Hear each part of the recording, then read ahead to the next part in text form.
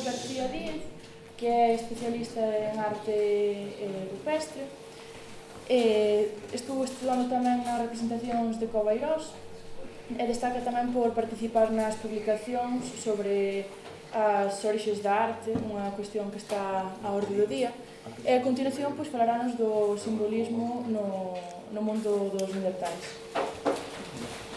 En primer lugar, buenos días y gracias a la organización por haberme invitado a este curso. El tema de mi charla está muy centrado en la parte que llamamos arte, o que podemos quitarle la palabra arte, depende de las discusiones cómo queramos enfocarlas, y hablar de lo que últimamente, o hay autores que hablan de lo que es el simbolismo gráfico, es decir, parte de construcciones formales que en muchos de los casos hay un significado, un contenido más allá de su materialidad, y que detrás de ello también hay algunos elementos de carácter comunicativo.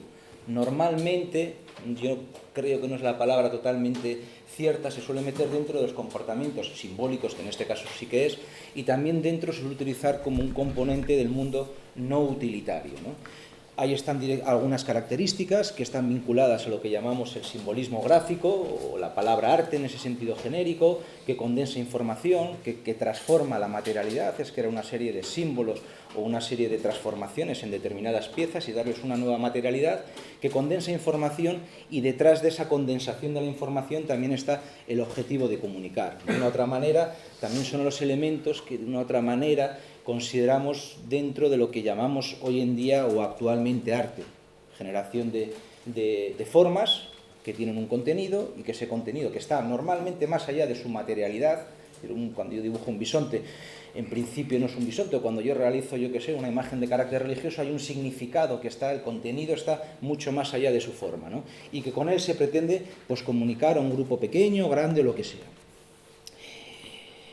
En los últimos años se han venido desarrollando diferentes debates que están vinculados al mundo del simbolismo, de lo que llamamos el simbolismo del Paleolítico Medio, de las poblaciones neandertales, o si se quiere de una u otra manera, a todo lo que es el simbolismo de todas aquellas poblaciones, por ponerle pre-Homo sapiens, vamos a decirlo de esta manera, ¿no? Entendiendo por el concepto que luego hablaremos, el Homo sapiens o las definiciones de las especies desde un punto de vista paleontológico, probablemente no biológico en el sentido que tradicionalmente lo entendemos, que esto es importante recordarlo, que la definición que nosotros tenemos de especies son especies paleontológicas, no son un sentido biológico, lo cual esto es importante de manera directa o indirecta, antes se ha referido Clive a ello, pero esto es una cosa que a veces se nos olvida y mezclamos lo paleontológico con lo biológico y lo paleontológico con lo cognitivo, y al final no sabemos ni nosotros mismos estamos mezclando los usos de los términos, no los términos, ¿no?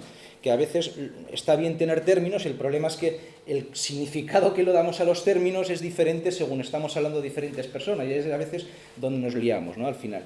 Bueno, el origen de lo que llamamos arte o este simbolismo gráfico está también vinculado, bueno, pues al estudio del reconocimiento de capacidades o habilidades que tienen esas poblaciones, ¿no? Esto mismo ha ocurrido con cuestiones de los enterramientos, con cuestiones de la decoración corporal, con cuestiones del ornamento, etc.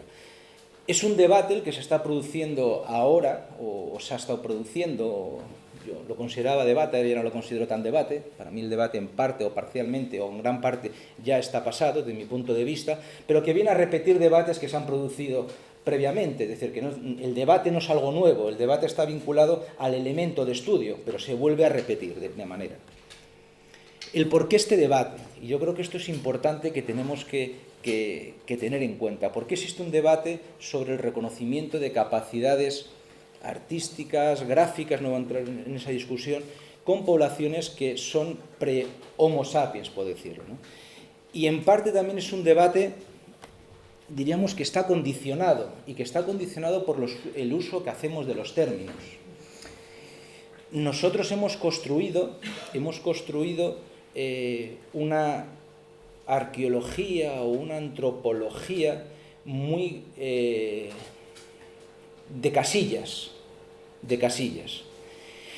pero y esa arqueología, diríamos, o esa paleoantropología de casillas nos ha hecho que a cada especie de Homo le hemos atribuido una serie de comportamientos, de habilidades, de conductas, etc. Y a veces nos olvidamos de un elemento que es clave, que es cómo hemos construido el hecho de haber negado a las poblaciones pre-Homo sapiens la existencia o las capacidades de comportamientos, diríamos, gráficos. Es curioso cómo ha ido avanzando. Yo siempre pongo esta imagen porque creo que es representativo de lo que hay detrás del debate. Cuando se define lo que hoy en día entendemos por especie Homo sapiens, que lo hizo Linneo a mediados del siglo XVIII, si os fijáis ahí, él no utilizó características antropológicas. Nosotros cuando hablamos de homos, y vuelvo a repetir, hablamos de homos de especies paleontológicas, y así lo entendemos nosotros. Cuando se define la palabra, el concepto Homo sapiens, que se hace a mediados del XVIII, lo veis ahí en esta definición, no hay ni una sola definición morfológica, diríamos, no hay ninguna sola definición anatómica. Y cuando Linneo define el Homo sapiens, dice que es aquella persona, hombre sabio, capaz de conocer, capaz de hacer operaciones conceptuales y simbólicas, sistemas lingüísticos, razonamiento abstracto, especulación, introspección, etc. Eso es un Homo sapiens para Linneo. Lo que pasa es que según ha ido evolucionando, sobre todo la paleontología, se han ido configurando el concepto de Homo sapiens, que estaba definido por Linneo desde un punto de vista, diríamos, cognitivo, conductual, etc., se ha ido definiendo las diferentes especies por criterios puramente antropológicos. Y en ese juego de mezcla entre lo cognitivo, mezcla entre lo antropológico, anatómico y atribución de características a cada anatomía humana, se produjo un cierto, yo creo que enrevesamiento, por así decirlo, ¿no? Y acabó generándose una situación que era que a la palabra Homo sapiens le atribuimos, o en su día, según se hizo ese proceso de pasar de lo cognitivo al antropológico, fuimos atribuyendo a las características conductuales del Homo sapiens de Linneo, se las atribuimos al Homo sapiens paleontológico, cuando realmente, cuando se define el Homo sapiens por parte de Linneo, no tenía que ver nada absolutamente a nivel biológico. Por lo tanto, eso es tremendamente importante, al menos en el sentido de lo que son los comportamientos simbólicos o los que son, en este caso, el arte o el grafismo, porque eso ha generado, o generó en su momento, como una ecuación, un axioma, algo que estaba sin probar, pero perfectamente asumido, que como el Homo sapiens es el que tenía esas características conductuales y se las atribuimos a un Homo con unas características anatómicas, se generó, por así decir, una ecuación, que el Homo sapiens era el único que tenía la capacidad, además europeo, que tenía la capacidad de hacer comportamientos simbólicos de tipo gráfico. Y ese axioma se generó en parte por ese condicionamiento. Y digo en parte ¿por qué? Que es una cuestión casi historiográfica que no nos hemos dado cuenta, porque realmente, desde el punto de vista de las evidencias artísticas, que se puso 40.000, no había excesivas evidencias para poder garantizar eso.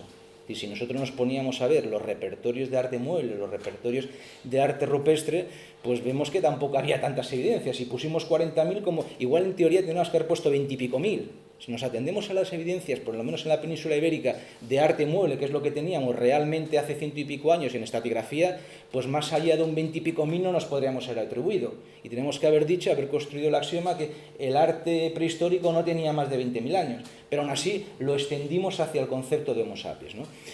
Y esta ecuación es la que nos ha negado, por así decirlo, ver que no hemos podido ir más atrás.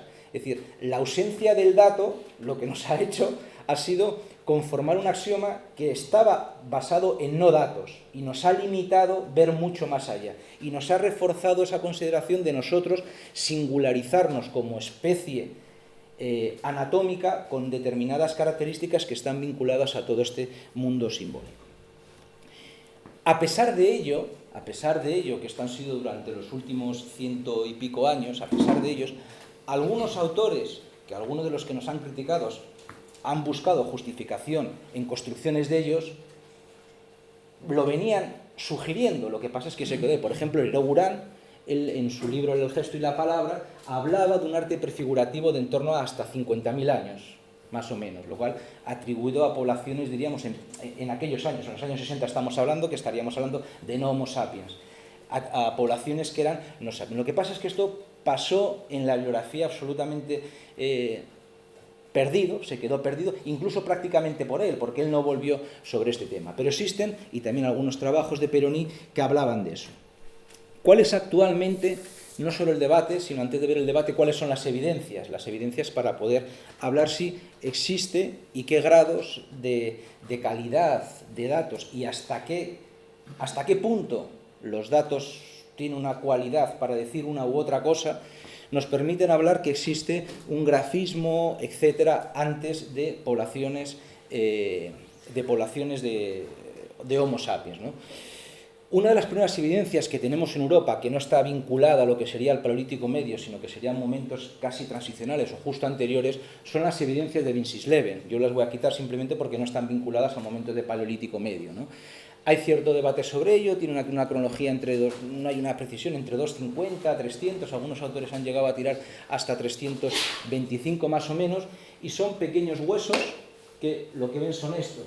En este caso es un conjunto, nos vamos a quedar con esto, es una reconstrucción que se ha hecho. Es un hueso que tiene una serie de líneas paralelas y tiene una cierta organización, el sentido de que tienes una serie y el sentido de que tienes otra serie. Hay un elemento importante en lo que es el arte mueble, que también luego en el debate sobre el arte rupestre se ha traído, es primero discriminar el carácter antrópico de las evidencias, y el carácter antrópico y también toda la cuestión caitafonómica.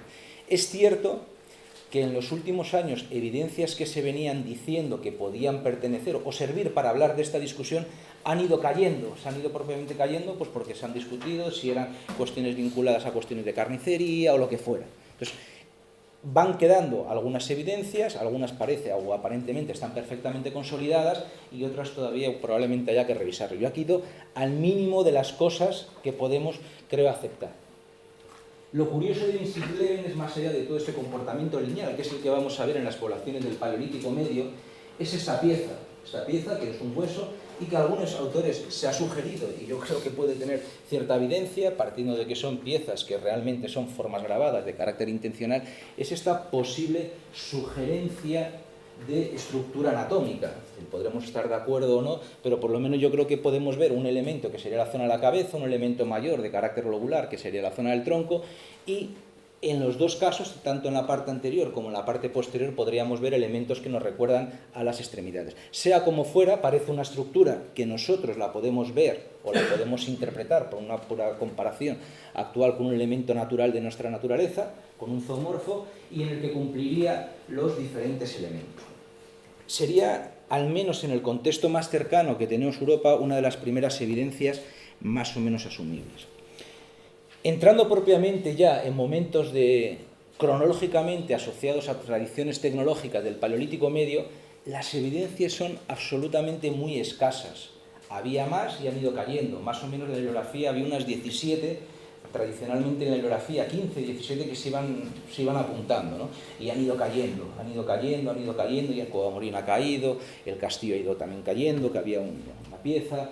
Han ido cayendo poco a poco, bastantes de ellos, ¿no? En este caso, sobre todo los trabajos que están vinculados a cuestiones taxonómicas y a cuestiones también de carácter de estudios tecnológicos, sobre todo basados en la experimentación de Francesco de Rico, ha sido principalmente que se ha dedicado a esta serie de cuestiones y son el que de una u otra manera, vamos a decir así, ha upado algunas, es decir, las ha mantenido, mientras que otras han ido cayendo. En momentos de tradiciones tecnológicas del Paleolítico Medio tenemos media docena de yacimientos que lo que tienen en cronologías anteriores al 80.000 más o menos, que tienen este tipo de evidencia, que son evidencias de carácter lineal, en algunos casos, vamos a verlo, de carácter más o menos paralelo y con algo que nosotros definiríamos que responden a algún tipo de organización. Incluso tenemos también asociados a poblaciones en principio que serían neandertales también en la zona del Próximo Oriente. Probablemente la pieza más significativa es esta de Martarik, que tiene en torno a 110.000 años, y sí, recuerda mucho, yo creo que ayer salió en la exposición de Gemma, las cáscaras de huevos de Sudáfrica, y recuerda mucho, si os fijáis aquí, tiene este tipo de decoración de carácter lineal y que está segmentado, formando como una especie de reticulado interno que existe. Las evidencias que hay desde momentos, siendo generosos, 250, aceptando ese punto medio como propio o incluso un poquito más antiguo, podemos meter de tradiciones tecnológicas del Paleolítico Medio, hasta más o menos 80.000 son prácticamente muy escasas las evidencias que están aceptadas. Todas ellas se encuentran muy dispersas por el territorio, quitando la Brissoir, que habría que revisarlo, prácticamente las densidades, vamos a decirlo así, de piezas son puramente anecdóticas y, bueno, aparecen esa media docena de conjuntos. Si lo consideramos del punto de vista, diríamos, de la densidad numérica, ocurre entre el 80.000 y 60.000 que el número de este tipo de evidencias de carácter lineal, que están sobre huesos, que están sobre piedra, es decir, todo un componente lineal de carácter anicónico, es decir, nada hay de carácter figurativo o nada que nosotros podamos vincular a una representación real, material, que nosotros podemos identificar, en todo ese mundo anicónico, de una u otra manera, y que se entienda la palabra con muchas comillas, explota, es decir, empiezan a aparecer en términos geográficos, evidencias por un territorio relativamente amplio y empieza a haber una mayor densidad. Todos los tipos de composiciones que existen las veis ahí, son de carácter paralelo, estructuraciones de carácter paralelo, en algunos casos pues con carácter angular, y son de este tipo. Lo tenéis ahí, variedad de patrones lineales dentro de la sencillez, principalmente basados en estructuras de líneas paralelas y ángulos mostrando repetición o organización. En algunos casos hay series, 2, 2 o 5, 5, 5. Estos caracteres de repetición, organización, seriación, hablan de un concepto, desde el punto de vista de la percepción, estaríamos hablando de algo que está... que responde a una composición, diríamos, y que responde detrás, aunque aquí las palabras podemos empezar a discutirlas, que responde también a una cuestión compositiva y a una cuestión perfectamente, diríamos, planificada. Es como cuando se habla en industrialítica, ¿no? Muchas veces me resulta curioso cuando a veces dices esto y en este mundo el grafismo no se acepta y estamos hablando en industrialítica de que si realmente está planificado, porque es un proceso, es otro. Es decir, el hecho de tú estructurar las cosas responde, será más simple, más complejo, lo que sea, pero el hecho del reconocimiento de la organización existe. Hay unos ejemplos, por ejemplo, esta forma también de cruz, o otros ejemplos que se han dicho, ¿no? El de Pesturiña, el de Tata, el Kirkova, etc. Y luego otros yacimientos que en esas cronologías que tienen en torno a 80 o 60.000 años, bueno, han venido siendo aceptadas, ¿no? y que están ejemplificando una cierta variabilidad del carácter del componente lineal y también que están indicando una mayor, vuelvo a poner las comillas, cierta mayor dispersión por un territorio cuanto menos al menos europeo.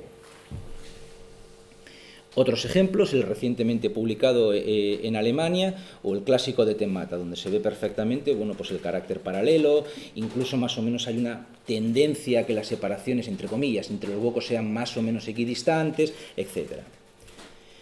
Aparte de ese carácter de carácter lineal, existen otros dos al menos elementos que son, digo, más o menos aceptados. En principio, uno que en principio no hay mayor duda, que está vinculado al de las cúpulas de la ferrasía, asociado a los enterramientos, que son carácter de cúpulas, realizadas en principio no tienen carácter natural, y luego sí, que tiene mucho debate, es la famosa máscara encontrada en Francia en Roche-Cotard. Sobre esta máscara hay algunos autores que opinan que es una cosa puramente natural, y otros autores que sostienen que la evidencia de algunas modificaciones puntuales que se hacen sobre la superficie pues podría reforzar ese carácter. Si nosotros vemos esa piedra de primeras con ese hueso, etcétera, pues yo creo que esto es algo puramente perceptivo. A todos nos puede recordar o podríamos aceptar que es una cara, pero el juego de los elementos naturales, si no tienes claro el reconocimiento de la acción humana, pues estaríamos hablando en principio de humano. Y aquí hay todo un gran debate, o un pequeño debate, porque tampoco ha trascendido,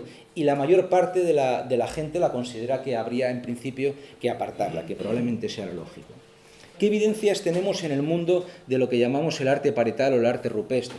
En el arte parietal, el arte rupestre, al menos tenemos en este momento 5 conjuntos que han sido publicados a los que se ha atribuido una cronología que estaría, diríamos, anterior al 45.000, por ponerlo de esa manera, es decir, que estaríamos en principio y en contextos que estarían desvinculados en principio con poblaciones, diríamos, Homo sapiens. Tenéis aquí las 3 cuevas que junto con Joao y otros compañeros pues se consiguió hacer dataciones, no del arte, vuelvo a repetirlo, que este es el gran problema que a veces la gente no entiende, no se ha datado el arte, se han datado formaciones geológicas, es decir, eventos geológicos, en este caso, pues formaciones geológicas que te permiten atribuir edades máximas o mínimas, no tienen nada que ver con lo que es la aplicación, con lo que es la acción humana. Es decir, tú datas un proceso, ha corrido el agua, lo que sea, ha cubierto una pintura roja y eso ha hecho hace, lo que sea, 50, 60.000 años. Lo que tienes abajo no sabes si tiene 52, 54, 80, voy a hacer una burrada, 500.000 o lo que sea. Lo único que estás datando es poniendo antecuens y poniendo poscuen a las cosas. Normalmente pones antecuen. Hay 3 cuevas, las que fueron publicadas en un primer momento, que es la cueva de la Pasiega, que es un palincesto de cuevas de arte, es decir, que tiene figuras de montones de momentos diferenciados en el tiempo, y esta forma de signo, que para que nos entendamos vemos aquí como una forma de escalera, lo que tiene arriba rematando es otra historia, es otra cosa, esta forma como de escalera, pues un pequeño punto de calcita fue datado. En la cueva de Maltravieso, se ve muy mal, aquí está retocado mediante fotografía digital, una mano, y en la cueva de Ardales, en Málaga, y esto yo creo que luego puede ser significativo, es decir, estamos en el norte de la península, estamos hacia la mitad de la península, por así decirlo, la zona de Cáceres, y estamos en el sur de la península ibérica, que luego habrá que ver si tiene algún tipo de importancia esa distribución diferencial. Bueno, pues en la cueva de Ardales lo que se dató fueron una serie de concentraciones de color, formas pseudoelipsoidales, formas pseudoalargadas, que habían sido proyectadas principalmente soplando. En este caso, en los conjuntos, no va a entrar si uno tiene un poco más, luego están las tablas un poco menos, dieron que en todo ese tipo de figuras tenían una antigüedad al menos de unos 65.000 años, 64 unas, en las edades máximas, en torno a al menos 65.000 años. Como sabréis, este artículo fue objeto de un gran debate. Fue objeto de un gran debate que recibió varias críticas. Las críticas, tiene un artículo de Joao en las que sintetiza y responde un poquito a todas ellas. Yo las he organizado aquí en 3 grandes conjuntos. Habría que añadir una crítica que no la he añadido porque para mí es absurda, y que es la crítica historiográfica, donde dice, no puede ser porque va en contra de 100 años de investigación, que eso está escrito.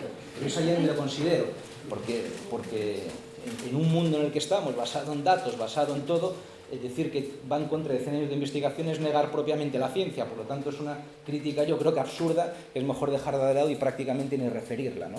El hecho de criticar que esto no puede ser porque va en contra de lo que han dicho otros 100 años, cuando tendríamos que ver también por qué se dijo eso hace 100 años, cuando no había datos para hacerlo. Esa la dejo fuera, no existe y no es discutible en principio.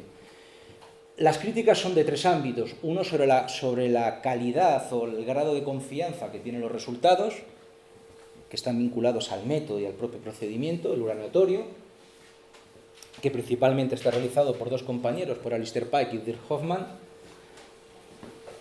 Otros que son un poquito, si queréis, más de carácter arqueológico, por ponerlo de esta manera, ¿no? El B y el C, es si las relaciones estratigráficas entre el arte y las muestras tomadas son correctas, es decir, que si cuando nosotros decimos que esta calcita está por encima, realmente está por encima y no está por debajo, y si lo que decimos que está por debajo, realmente está por debajo y no por encima. Por así decirlo, vamos a meter al ámbito de los arqueólogos, aunque eso pertenece a ningún ámbito, simplemente al ámbito del que quiera ver y el que quiera no ver, y el que no quiera ver, pero eso sí, para decir si está o no está, y hay una cosa que es clave, que primero hay que ir al sitio y verlo. Este es el primero, es decir, que mi hijo puede ir a verlo, no hace falta en principio ni ser arqueólogo, ni ser geólogo, ni ser nada. Y luego otra cosa, si el pigmento fechado es antrópico, es decir, que lo que estamos fechando, esa línea, realmente no es una formación natural que se ha producido por carácter casual, sino que realmente es un pigmento, vamos a decirlo de esta manera, es una materia colorante que está depositada y que responde a una acción antrópica, porque si no estaríamos datando pues igual algo que ha surgido de manera natural, que tiene muchas de las cuevas.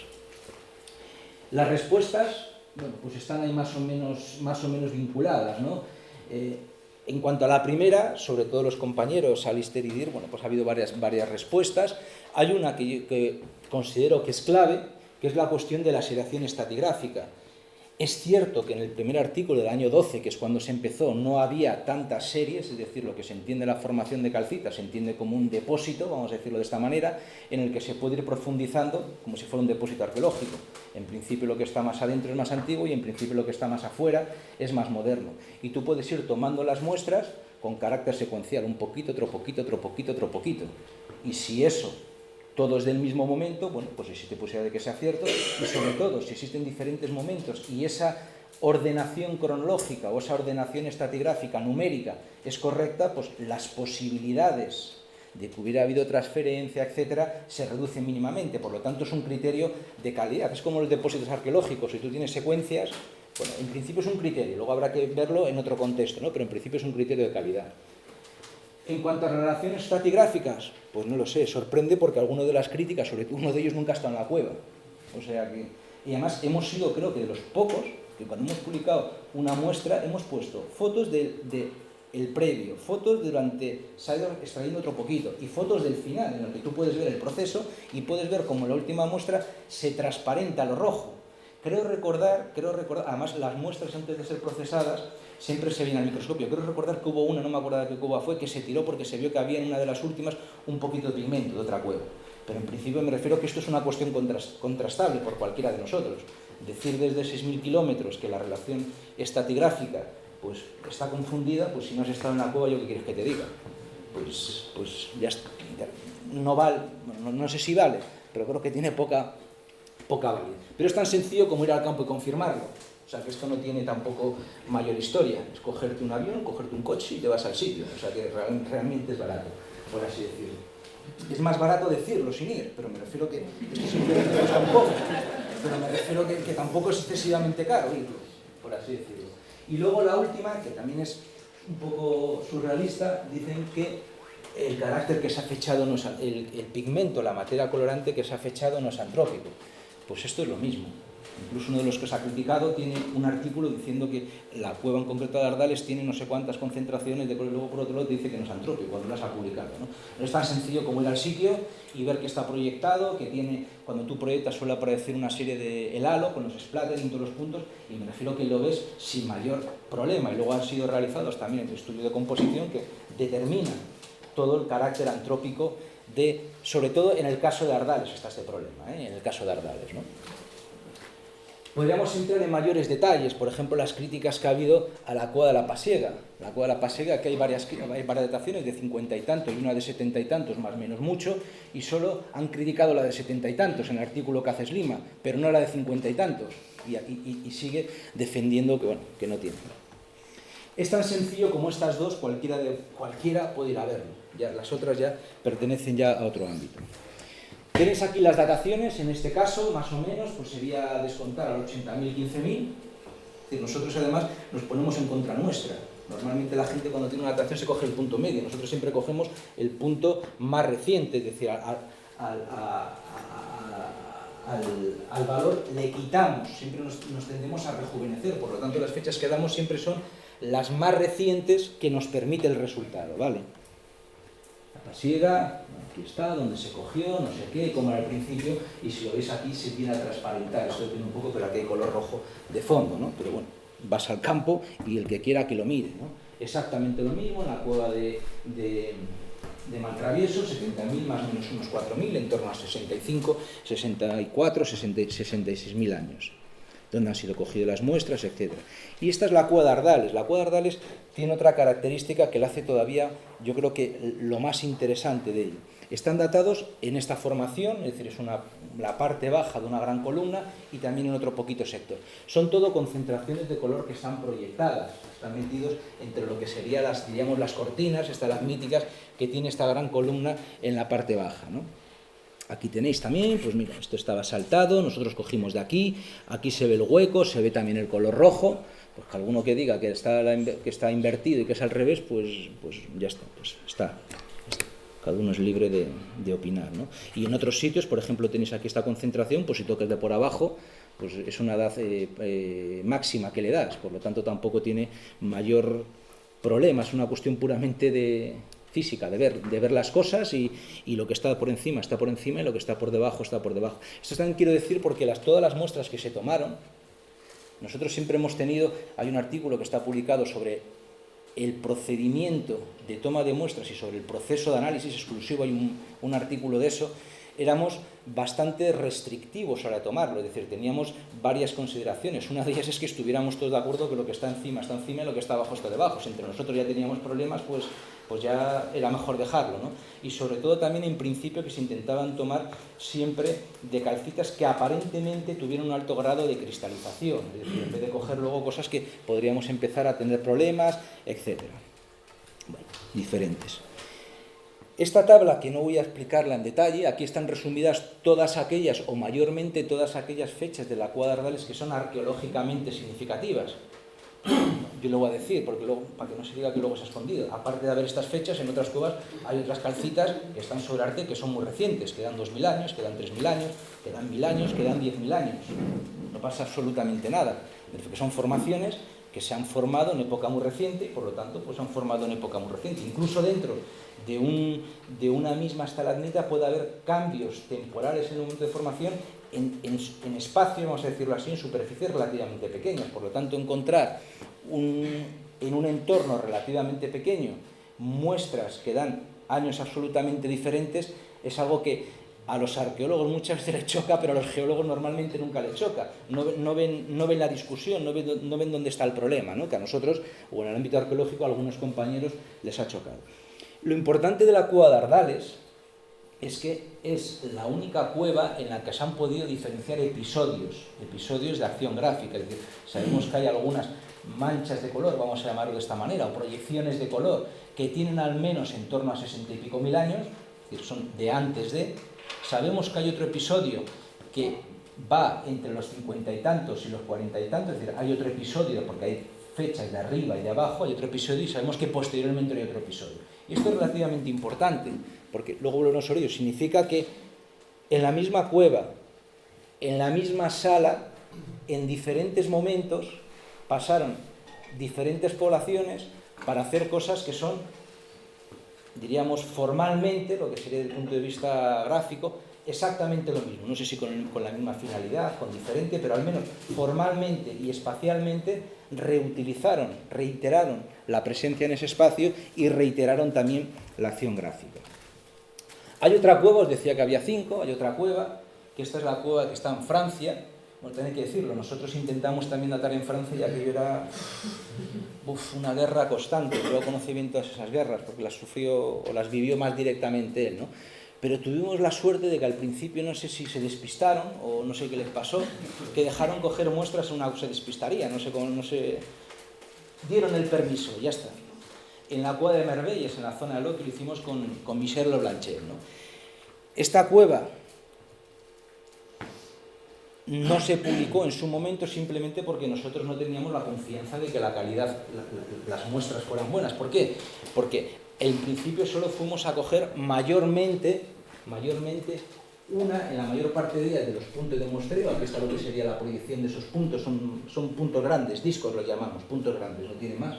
Cogimos en la mayor parte de ellas solo una capa, diríamos, una muestra, la parte más superficial, a ver por dónde tiraba, vamos a decirlo así, la costra. Y después de hacer los resultados, pues como una cosa lógica, en vez de primero diríamos a saco, ya venga, me lo llevo todo, pues lo que hicimos fue como hicimos en otras cuevas en Cantabria, primero sondear un poco a ver si la costra podía ser vieja y si tenía algo de viejo, por así decirlo cronológicamente, pues seguir avanzando y pedir un permiso para seguir profundizando en la costra. Y en la segunda fase ya nos dijeron que no podíamos tomar. O sea que esta es la causa por la que no se publicó en el primer momento. No es que cuando se publicaron las otras 3 no se hizo simplemente porque ni nosotros mismos, que ya ha sido publicado, decimos que los resultados no entramos si son buenos o si son malos. No podemos darle la confianza según nuestro procedimiento de validación de los resultados, ya que no hemos podido hacer, diríamos, por así decirlo, secuencia estratigráfica. No hemos podido datar cosas que estaban por encima de la capa. Por lo tanto, pensamos que no son malas, pero no ponemos el fuego porque nos falta uno de los elementos de contraste que nosotros nos hemos puesto como elemento de calidad para validar el resultado. Por lo tanto, le vamos a dar la importancia cuando nosotros tenemos un criterio de validación que no. Pero bueno, las fechas ya lo veis ahí, en torno a 75.000, la 3, que son proyecciones de color, y la 4, que es de una zona seguida, en torno a 50.000. Es decir, que en este caso, si pudiéramos contrastarlo, bueno, pues no estaría nada más que repitiendo lo que hemos visto antes. Y luego la última cueva, que también ha sido publicada, es la de Gorans, por Clay y Heraldín y otros compañeros, en la que bueno, han propuesto que existen este tipo de grabados también, que están realizados por poblaciones o vinculados a momentos de poblaciones vinculadas al Paleolítico Medio. Aquí también ha habido críticas, una de ellas, la cuestión estratigráfica, no tengo resolución para responderla, pero sí también ha habido otras críticas, que ha habido gente que ha sugerido, no se ha dicho, se ha sugerido que podría ser elementos de oso, etc. Desde un punto de vista, yo creo que esa crítica tiene poca validez. El carácter antrópico, yo creo que, al menos por lo publicado, pues parece que es contrastable y que es asumible, ¿no? Como conclusiones, ¿qué podemos sacar? ¿O hacia dónde podríamos dirigirnos?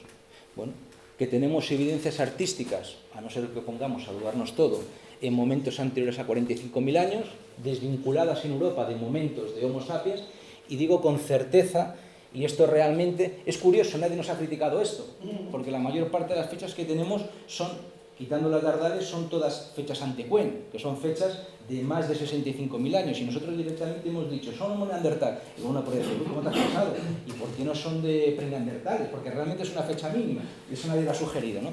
Realmente no estoy diciendo que sean, simplemente lo lógico es pensar que sería, pero realmente el dato lo único que te da es que es más de, a partir de ahí podría ser cualquier cosa, o sea que hasta hemos sido comedidos, porque podemos haber puesto el antes de y haber soltado allí todas las especies que existían en Europa y venga, decir, todas las que había y haber dicho de cualquiera de estos, ¿no? Bueno. Estas evidencias artísticas, entre comillas, bueno, desde hace unos 200.000 años tienes alguna, con componente lineal, y hace unos 60.000 años se incrementa numéricamente, dentro del concepto numérico, que no hay que olvidarlo, que lo explicaba antes, el número de evidencias, y espacialmente en un soporte lineal, con variedad de composiciones de ritmo, ordenación, incluso jerarquía compositiva, que eso es lo que se interpreta desde un punto de vista neuromotor, cognitivo, etcétera, que esas composiciones, por llamarlo, que realmente no son casuales, sino que parece la propia distribución de las líneas, la relación entre ellas, etcétera, que responden a un concepto de planificación, un proyecto, que no son de manera casual. El incremento gradual vinculado a esos 80.000, 60.000 años, aquí la pregunta es de qué es representativo, por qué, cómo se puede explicar o qué criterios tenemos para explicar de por qué se produce esa mayor dispersión en el territorio y ese mayor número de evidencias. Es una pregunta ahí que queda abierto. Realmente esto responde a un incremento de la interacción social, de un comportamiento comunicativo que implica una mayor importancia de estos medios y de que están demostrando cambios culturales, sociales, etcétera, en la organización. Un elemento es que todo lo que se ha documentado a nivel pre-sapiens, o al menos vinculado a ese mundo de las poblaciones neandertales, o contextos que están vinculados a tecnologías del Paleolítico Medio, son todo componentes anicónicos, en donde no se ha documentado ningún elemento figurativo, al menos que lo tengamos documentado.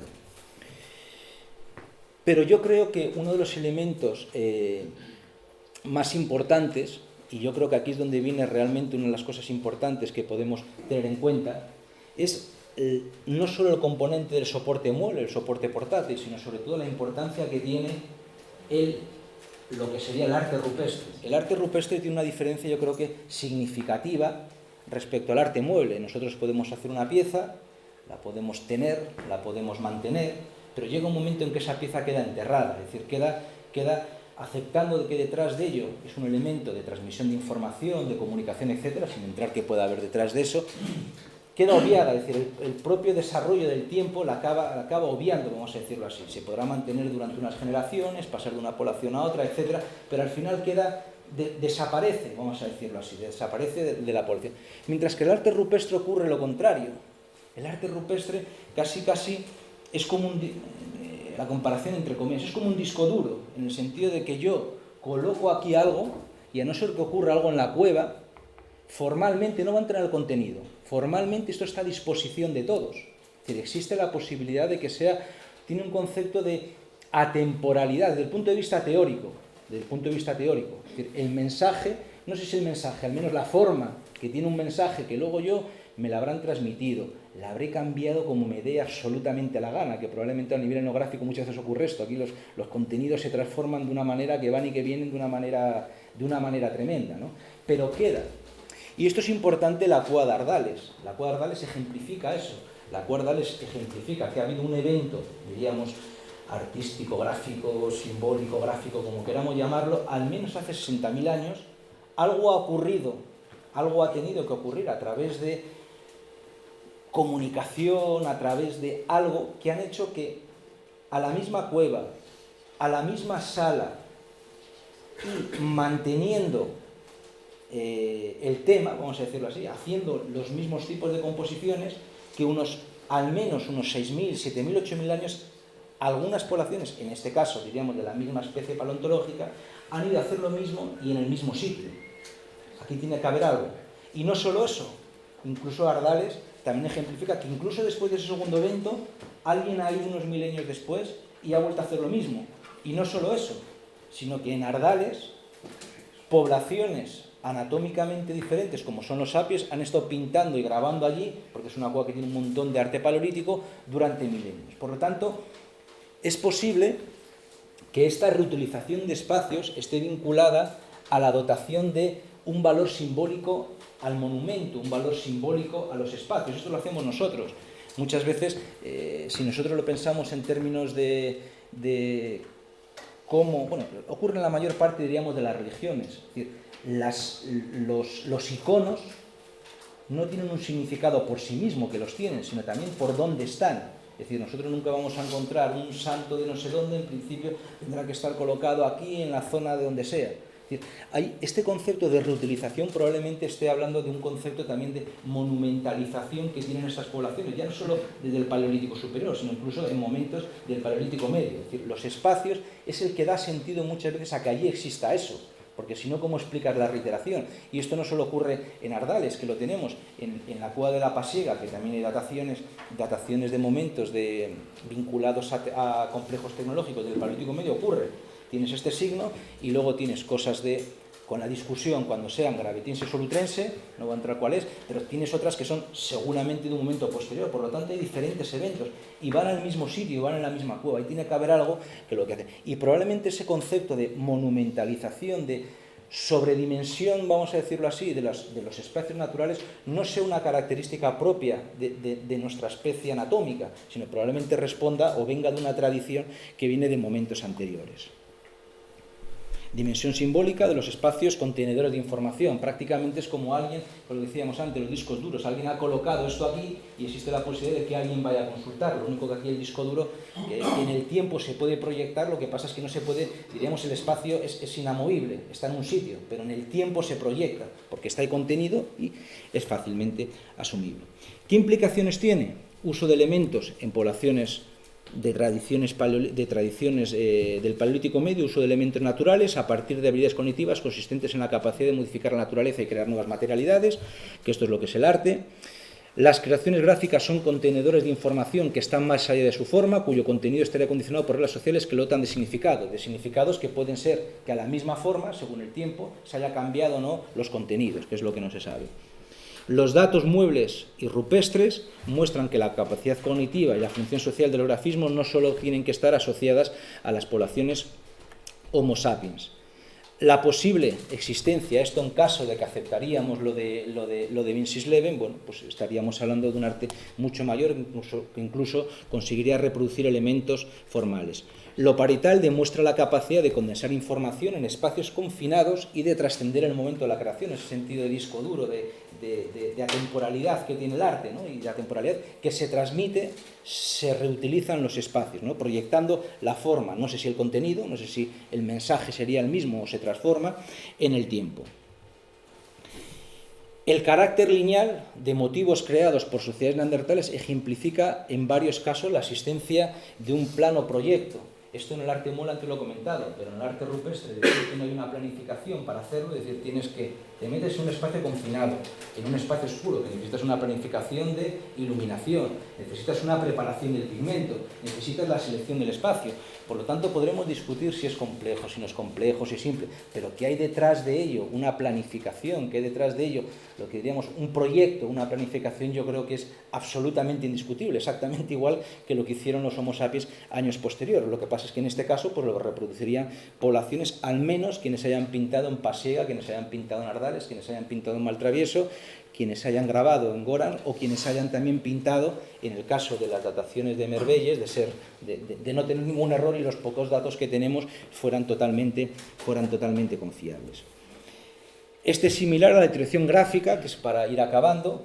Lo que nosotros hemos visto ahora en las poblaciones neandertales o poblaciones que están vinculados a conjuntos de Paleolítico medio, en muchos casos son similares al componente de tradición gráfica que se documenta en yacimientos africanos, ¿no? Desde hace unos 100.000 años hay algunos ejemplos, o incluso en momentos un poquito más avanzados empiezan a ser más frecuentes. Por ejemplo, todas las evidencias y sobre todo la variedad o la variabilidad gráfica y técnica que se documenta en yacimientos exactamente igual como lo tenemos ahora. Tenemos arte mueble, tenemos arte rupestre, que se documenta en yacimientos como pueden ser el de Blombos, que también repite, aparte de tener una variedad de técnicas, variedad de uso de soportes, también tiene un cierto grado de diversidad, diríamos, compositiva en cuanto a los temas.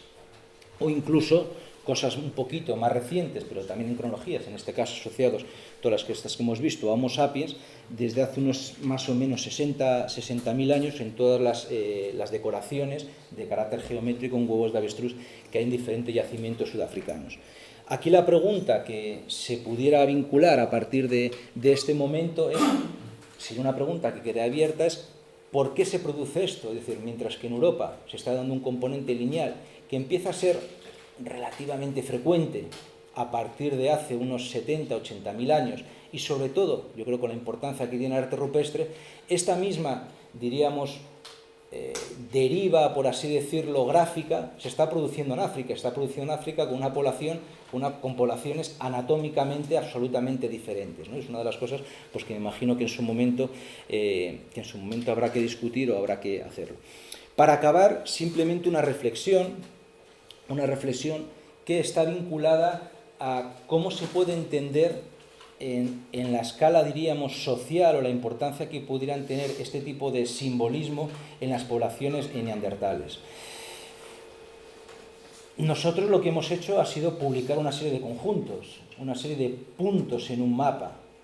Es decir, aquí tendríamos que empezar a discutir cuál es la incidencia social, diríamos, que tendría el simbolismo gráfico en las poblaciones neandertales, porque nosotros al final hemos pillado 4 puntos o 5 puntos, existen más allá de los componentes de arte mueble. Yo creo que el hecho de la presencia de encontrar un arte rupestre al norte, la Pasiega, un arte rupestre en el medio, vamos a decirlo así, en la zona de Cáceres, un arte rupestre al sur, en la zona de Maltravieso, incluso meter lo de Boras, o incluso meter también lo de Marbelles, lo que nos está hablando que este comportamiento probablemente no fuera casual, sino que realmente, digo, por la distribución geográfica estoy hablando, es el único punto al que te puedes agarrar, no tienes más. Probablemente no era algo casual, sino que sería algo extendido como acción entre las poblaciones neandertales. Otra cosa es que la densidad en que se reproduce el comportamiento, al menos hasta ahora no tenemos forma de calibrarla. Incluso dentro de las mismas cuevas que hemos datado, porque al final esto es como todo en arte rupestre, datas la figura, o en este caso no la figura, el evento geológico te permite, vamos a admitir que es la figura, estás datando uno. Existen muchas otras cosas que no las has datado. E incluso aquí surge un problema, por ejemplo, con las manos. Nosotros tenemos datado una mano en Maltravieso, pero claro, esto no significa que todas las manos, ni en todos los sitios, ni en Maltravieso, que es donde viene el problema, sobre todo en cuevas que sabemos que la reiteración en la ocupación de los espacios parece que fue mucho más frecuente de lo que nos pensamos, puede ser que eventos de actividad gráfica en momentos posteriores a la primera creación estén repitiendo el mismo tema. Y al repetir el mismo tema, pues una de dos, conseguimos datar cada una de las figuras o, sobre todo en motivos tan sencillos como son las manos, nunca vamos a tener la seguridad en principio de los grados de sincronía y de acronía. Por lo tanto, el hecho de discutir sobre la densidad, vamos a decirlo así, de ejecución que existe, realmente es un problema, y es un problema que sería interesante resolverlo porque nos va a servir para ver cómo esa conducta, cómo ese comportamiento conductual tenía incidencia en esas poblaciones y realmente cuánto estaba extendido, no digo a nivel geográfico, que eso lo podemos más o menos verlo, sino sobre todo a nivel de cómo lo tenían interiorizado aquellas poblaciones como un comportamiento repetitivo o un comportamiento más o menos casual, ¿no? Y es uno de los problemas pues, realmente que existe. Y muchas gracias.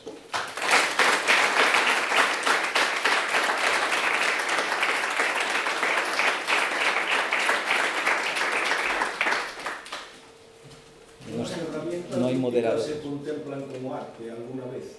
Sí, algunos autores lo han metido, se han considerado sobre todo por el carácter de simetría, algunos autores han considerado que el carácter simétrico está vinculado a la estética y de la estética saltas al arte. Desde el punto de vista de la percepción sí que es un carácter percibible, ¿no? Y el concepto de simetría, pues no estoy diciendo lo que me parece, simplemente digo que hay autores que lo han hecho. Y luego en industria lítica a veces el carácter singular, sobre todo del color, de la asistencia en el corte de algún fósil, etcétera, algunos autores lo han vinculado a ese mundo de los curiosa, por llamarlo de alguna manera, las cosas curiosas, que para algunos autores se puede meter dentro del paquete al menos del simbolismo, al menos en ese paquete del simbolismo, porque realmente muchas de esas cosas no están producidas, es decir, el color no está producido, es un color natural. Otra cosa es qué grado de importancia, diríamos, gráfica demos nosotros a las cosas naturales, que aquí es donde viene la pelea, cómo transforma una cosa natural en una cosa, la antropizo, por así decirlo, cómo la percepción antropiza las cosas. Pero nosotros, cuando no tenemos acciones técnicas nos es complejo. Eso es como cuando entras en una cueva, el valor que tienen las formas naturales. Aquí parece menganita, aquí parece que está la cabeza de un bisonte. ¿Lo metemos en arte? ¿No lo metemos en arte? Ya, porque hoy hay muchísimas herramientas que se siguen usando, que son al mismo tiempo una herramienta útil y un objeto de arte. Sí. Se fabrica con esa intención. Sí, se fabrica con esa intención. Todo ese conjunto de herramientas líticas, supongo que puede tener. El ahí. problema es cómo arqueológicamente discutimos cómo se aborda la discusión, qué criterios tenemos para llevárnoslo hacia un lado o llevárnoslo hacia otro, es decir, o darle la importancia que tú le das o la significación que tú le das, es decir, qué elemento utilizo, la singularidad. O la funcionalidad, porque una la cosa corta, pero a lo mejor para cortar no tiene que ser bonita, ni simétrica. Sí, pero ¿cómo me la llevo hacia otro? ¿Cómo justifico llevármela al mundo del simbolismo, al mundo del arte? Bueno, pues la capacidad de realizar la misma acción, pero con una forma más, si quieres, artística. Algunas veces se ha intentado utilizar es que no se vas por ahí, el carácter de funcionalidad o potencialidad funcional de las cosas. Eso, por ejemplo, se intentó hacerlo con el bifaz de la cima de los huesos, ver atrás la troceología. Lo que pasa es que tampoco dio en principio mucho recorrido. Es decir, la ausencia de como un elemento para justificar junto con otros colores la singularidad de la pieza, y a partir de la singularidad de la pieza pues le doy una dimensión y de la dimensión voy a otra dimensión, etcétera, ¿no? El problema también, por ejemplo, con ese arte que tú enseñas ahí, me imagino también a un niño neandertal que le ha cogido el pigmento al padre con el que se estaba pintando y lo ha ido a escupir a la pared de la cueva. Puede ser, no te voy a decir que no, pero primero, te has tenido que meter, segundo, te has tenido que preparar la luz, tercero, te has tenido que llegar, en el caso de Ardales, repetir el mismo sitio varias veces, preparar el pigmento y hacerlo. Sí. Todo es posible, pero el hecho del proceso de la ejecución y la preparación y eso que llamamos planificación, pues nosotros lo utilizamos como un argumento para vincularlo a una voluntariedad que está más allá del puro azar, Y luego, bueno, muchas de estas cosas aquí no están puestas. En algunos casos tienen un carácter seriado, los puntos tienen un carácter... No todos, cuidado, no todos. Pero en muchos casos tienen un carácter de alineamiento, en otros casos tienen un carácter de compositivo, están perfectamente más o menos separados entre ellos a una distancia más o menos equidistante. Es decir, hay algo como que te indica que el propio proceso de hacerlo, el propio proceso de prepararlo y la propia plasmación que te lleva a pensar que en principio el azar no lo tienes que considerar. Al final todo es posible, si quieres, de esta manera, ¿no? Pero la probabilidad yo creo que es ínfima. Ya, esto me parece muy curioso ese límite para el arte, ¿no? Así tan... ¿Cuál? ¿Qué límite? Esos límites que ponen, 80.000 años, tal, los primeros simbolismos hace pues 300, 400, 500... No, pero esto no son límites, son evidencias, solo que existe. El único límite que nos habíamos puesto el arte era el del 40.000. Claro, el que nos habíamos puesto era nuestro límite, que al final no era un límite, era una reserva. Era la reserva de solo yo he hecho esto, es decir, solo mi propia especie anatómica lo había hecho. Es el único límite que tenemos. Los otros límites podremos discutir de la calidad del dato, por lo que tú quieras, pero son evidencias. Es decir, si hay una cosa que podremos discutir, si el dato está bien, si me parece más antrópico o no, pero me refiero que son datos. No es una reserva que nosotros hemos hecho. La que nos hicimos nosotros de los 40.000 era una reserva cultural, es decir, solo yo y solo mi yo biológico, por así decirlo, mi yo paleontológico lo podía hacer, no lo podía hacer nada más. Entonces la cuestión ahora sería, o sea, aceptando que los neandertales o seres no homo sapiens, ya hay una evidencia de, como bien dices, claro, no se trata de entrar en una cueva con una intencionalidad, que tienes que prepararte, que tienes que preparar el soporte de iluminación, etcétera. Entonces la pregunta clave ahora sería ¿por qué el desarrollo, el boom del desarrollo artístico es posterior. Si había un conocimiento previo, tanto de las cavidades y del manejo de la pintura y demás, porque solo hacen cosas muy gráficas y mínimas y de repente hay un boom. Entonces tendríamos que coger la explicación que decía Klein de es que hay un cambio en el cerebro de los aliens. Bueno, en principio esto no parece que sea así. Claro, claro. Entonces, probablemente sean más cuestiones de ámbito social. Yo te lo lanzo, o sea, ¿qué opinas? Yo lo primero que creo que nos falta una teoría que esté vinculada a cómo entender conceptos como emergencia, por coger los dos extremos, el concepto de emergencia, de cuando algo surge, me da igual que salte lo que sea, y otro una cuestión de socialización, cuando un evento se socializa en el espacio y en el tiempo. Es decir, porque nosotros siempre hablamos de que aparece y las cosas están, y las cosas no están, las cosas están y dejan de estar, las cosas están y dejan de estar. Es decir, siempre tendemos a ver siempre desarrollos lineales. Es una cosa que si nosotros nos vamos hacia Asia o nos vamos hacia África, que claro, lo de África nos parece bonito esto último que se ha puesto, pero también hay cosas de hace 500.000 años que son puntuales, que son cosas perdidas. Es decir, son cosas que emergen y que pueden desaparecer y no hay que darle ninguna mayor explicación. Pueden ser localismos, pueden ser cuestiones de poblaciones concretas, etcétera, y que no se tienen ni que reproducir en el espacio y en el tiempo. Es cierto que, pero esto ocurre también a nivel tecnológico. Esto, por ejemplo, la discusión yo no la conozco mucho, con las tradiciones del Paleolítico Medio, que si 250, que si 300, que si uno ve, que si no ve. Igual hay cuestiones que están vinculadas a cómo nosotros entendemos primero, la normalización de lo que queremos identificar, es decir, cuando los procesos están normalizados y antes de la normalización, que la normalización está en parte vinculada a la uniformidad o uniformización de los procesos, los podemos identificar en momentos anteriores. Un primer problema que tenemos, que los tendemos a separar en vez de verlos como elementos continuos. Y otro problema es cuando nosotros podemos decir que un elemento, que imagino que es por donde dirías tú, realmente ya es, diríamos, es universal, entre comillas, ¿no? Probablemente los factores, todo apunta hoy en día que no son factores de carácter, diríamos, neurológico de ese mundo, sino que probablemente estén vinculados a cuestiones de carácter más culturales, ¿no? Esto, por ejemplo, también existe, eso es como cuando dicen, ¿no? Con el Homo sapiens, por ceñirnos en la parte europea, ¿no? Realmente explota el arte rupestre, sí, pero es que el Homo sapiens está desde, me da igual, no va a entrar en la discusión, desde el 45.000 hasta el 10.000. ¿Eso qué significa? ¿Que explota en el 45.000? No, no tenemos ni idea de cuándo explota porque no tenemos ni una datación. Probablemente la explosión, yo no tengo ni idea, siempre digo que la explosión del arte rupestre no está con la llegada del Homo sapiens, probablemente esté en el mundo gravetiense, en torno a cronologías de 25-30.000 años, pero es tema discutible, no lo tenemos. Probablemente esté vinculado a otras cuestiones más de movilidades de grupos, con mayor intensidad, a cuestiones de, entre comillas, globalización de algún elemento, cogiendo esa palabra, ¿no? Por lo tanto, son factores de carácter cultural en el que, y esto lo digo también sin saberlo, en el que elementos como la identidad, elementos como este tipo de elementos que nos suenan a veces muy etéreos, que nos es muy difícil concretar. Esto, por ejemplo, se ha propuesto para Sudáfrica, con todas las cuestiones de cáscaras de avestruz. Se han propuesto que pueden ser elementos, diríamos, de regionalismos con las implicaciones sociales que pueda haber detrás de eso en ese sector. Yo creo que está vinculado a elementos de reforzamiento de los grupos. No sé si la palabra es la identidad, la cohesión, lo que sea, pero son reforzamientos, ¿no? Que podrán ser a una escala mayor, a una escala mayor, perdón, a una escala menor. Probablemente esté vinculado a esos elementos. Es que parece un fenómeno muy parecido al graffiti, por ejemplo, porque en los años 20 la capacidad de hacer grafitis era la misma que ahora. Y Sí. sin embargo ahora tenemos grafitis. Se explota y son cuestiones sociales, cuestiones de individualización de grupos sociales, cuestiones de individualización de grupos sociales. sociales. Por eso decía yo lo de las herramientas, porque en teoría la planificación, la realización, la habilidad para hacer una obra de arte es la misma que para hacer una herramienta, es decir, la capacidad cognitiva me refiero. Sí.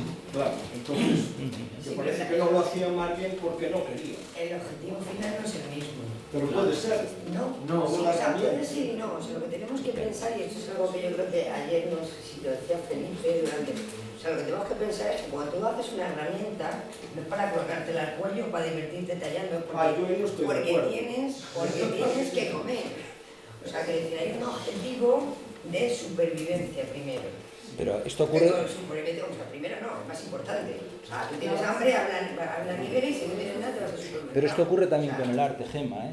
Yo me acuerdo... Cuando una persona fabrica un cuchillo, cuando un herrero fabrica un cuchillo, lo puede fabricar simplemente como algo simbólico para llevar. Por ejemplo, como los casos de Pero los eso es una interpretación desde nuestro punto de vista de ahora. No, la gente del norte usa puñales que son puramente de adorno, aunque te pueden matar con ellos, pero son de adorno. Sí, hay ejemplos etnográficos, claro. Los chamanes tienen, pero que no podemos olvidar nunca que las herramientas líricas, el objetivo es la supervivencia. Pero eso no está interpretación. Pero cuidado, aquí depende de cómo entiendas la supervivencia. Yo me acuerdo con... A veces es muy difícil separarlo, no solo una subsistencia de una materialidad. Pero a veces hay un elemento de subsistencia no material que puede ser tanto más importante que la subsistencia material. Yo esto lo digo con un ejemplo de Timor. Esta gente explicaba las pinturas porque al hacerlas, que tenían conexión, esto es real, que tenían conexión con sus antepasados, no sé qué, si no las veneraban o si no iban a los sitios, se podía romper todo ese equilibrio subsistencial.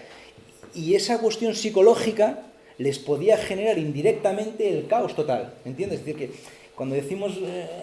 hay elementos que nosotros, que son culturales, de subsistencia no material, por así decirlo, que pueden condicionar absolutamente la materialidad y generar derivas culturales o derivas de un grupo hacia un lado o hacia otro. Lo que pasa es que esto nos cuesta entenderlo a nosotros y nos cuesta verlo. Eso es entender como que el arte y el deseo es lo mismo, y claro. no es lo mismo. O sea, entonces, esa yo creo que es la diferencia. Sí. O sea, arte tiene unas connotaciones que deseo, que sale de la subsistencia básica, el deseo, pero es decir, es un elemento más. Si tú haces una herramienta lítica o tienes ahí la lasca y de repente te da el deseo de sacarla, aunque no tenga no tenga una necesidad directa detrás, pero eso no hace que, o sea, el deseo no hace que sea arte. Pero muchas herramientas líticas pueden ser arte, desde el punto de vista de que quien las talla impone en ella su capacidad. Pero es más artesano, son conceptos de artesanía vinculados a la...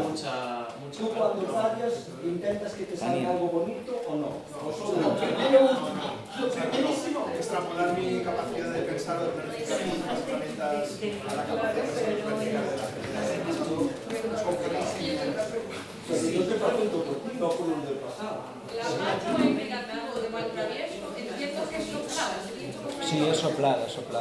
Manos en positivo hay las cuentas con los dedos de la mano en toda Europa. Están una generalidad, todas las manos que en arte paleolítico están sopladas, son manos en negativo, sí. Todas, quitando 4 y hay una que está delineada, es problemática. Mejor más tarde. Por la tarde. Por la tarde. Pero efectivamente, bueno, nosotros estudiamos también como lugar sagrado. Vamos a quedarnos en simbólico, no en sagrado. Pero sí que es verdad que tiene un elemento de cohesión social muy importante. Se repite el espacio sagrado floral, porque aquí eso pues te transmite esa línea de continuidad con, pues eso, con tus ancestros. Con pero es el espacio es el que da la dimensión, exacto. Es el espacio. Pero quizá entonces deberíamos estudiar qué le pasa a ese espacio. La singularidad del espacio. Sí.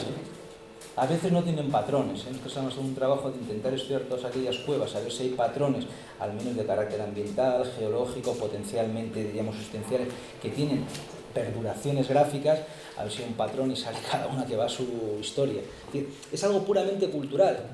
Claro, y podríamos decir aquí, sí, hasta que seguiremos por elementos ya de carácter cultural, de que alguien decide que eso sea, ¿no? Pero tú no ves un patrón por el que digas, aquí casi todas las cuevas que tienen reutilizaciones gráficas tienen esta y esta característica, al nivel que sea, al nivel de potencial de uso del espacio, a nivel potencial ambiental, y eso baila... Eso es, por ejemplo, yo siempre pongo el mismo caso, la cueva de Altamira es la cueva más fea que existe como cueva estoy hablando, que está allí perdida en un sitio que hasta que no estás encima de ella no la ves.